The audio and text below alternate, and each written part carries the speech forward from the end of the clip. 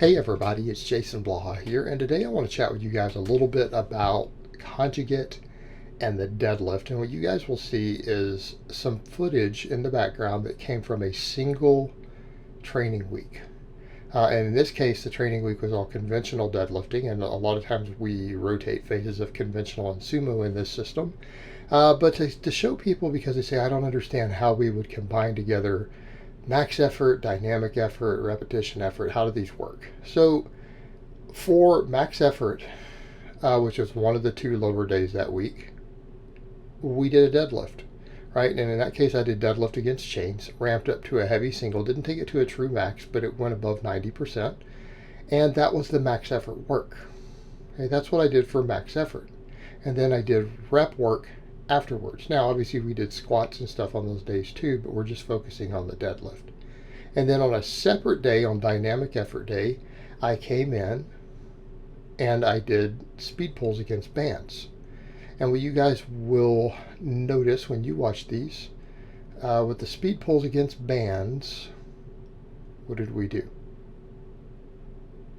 Heavy band tension.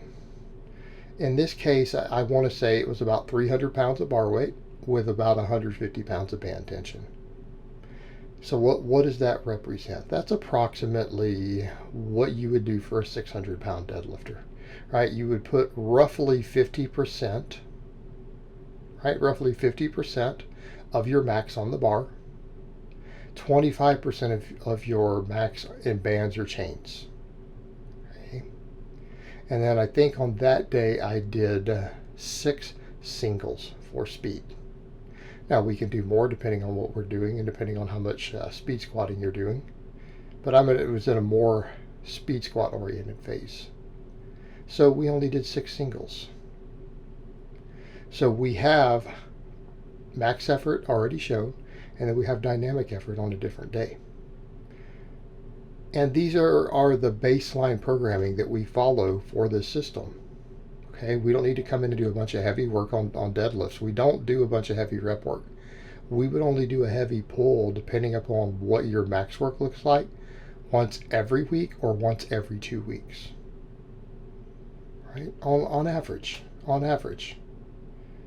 We don't do a lot of deadlifting in this system to build a deadlift. It's just not necessary.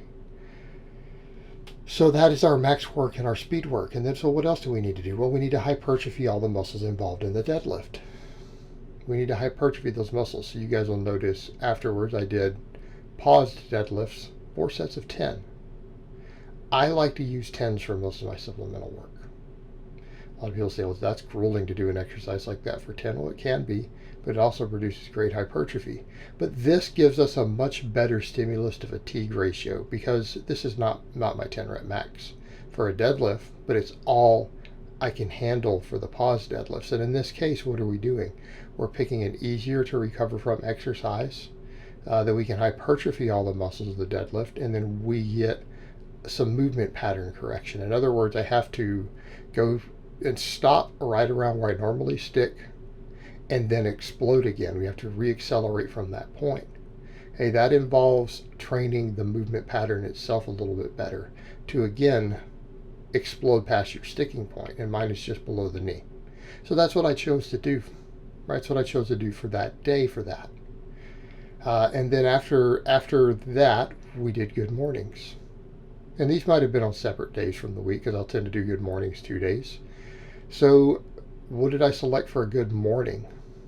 Well, to work on improving my conventional deadlift, I went with dead stop, right? Dead stop good mornings with a very narrow stance using the full range of motion, right? Again, tremendous deadlift carryover. I always tell people normal good mornings tend to be really, really good for your squat. They're an amazing squat accessory. Good mornings off of pins, slings, or chains tend to be better for the deadlift, right? Normal good mornings of any type better for squatting. The type you'll see me doing in the background here better for deadlifting. So it's a phenomenal deadlift accessory. And I don't want people to think that there isn't carryover both ways. Just because it's a slightly better for one versus the other doesn't mean that a good morning doesn't improve both, right? It does. A Romanian deadlift can improve both your squat and deadlift also. But in this case, I'm choosing to do a good morning that works more lower back. And again, having to drive it off of the slings from a dead stop. And of course, we do other accessory work and stuff in there also. I always tend to do things like glute ham raises. We do reverse hypers. But these movements here will have direct carryover. And why do they have carryover? Because they hypertrophy all of the primary movers. They hypertrophy all of the primary movers, which is what we want to do for supplemental work. Now, in a perfect world, we'll build everything in our body. We'll pick enough supplemental work that we make all the muscles in our body grow. But there'll always be a priority towards certain lifts, right? And in this case, I selected exercises to have both the hypertrophy we want and direct carryover, because some of the other movements I did through this are just good general hypertrophy. They're not as specific as these are, but these two lifts are very specific to improving my conventional deadlift. Again, doing a pause deadlift and then doing a dead pin good morning with a narrow stance. All right, going all the way down also. This is a long range of motion when you do it this way. And no stretch reflex. So how do we set all this up? It's not as complicated as people think it is. You know, people will hear you say, well, we have a max day, a dynamic day, and they see all these percentages and it gets complicated to them. And it really isn't. On the max effort day, you come in and you hit a heavy single up to a true 100 at max on some variation of the movement. And in this case, it was just a conventional deadlift against chains. Right, that's very close to being the classic movement itself, because all we did was add chains. Right, you could do all sorts of other variations. Just one example. Speed work. Came in and did 6 explosive singles as fast as I could against bands. Very straightforward. And then afterwards, we did our repetition work. So on max effort day and dynamic effort day, we still do hypertrophy training afterwards. Right? We always want to hypertrophy all the muscles involved, because the max work and the speed work together is still not going to maximize all of your hypertrophy. You'll get some from it.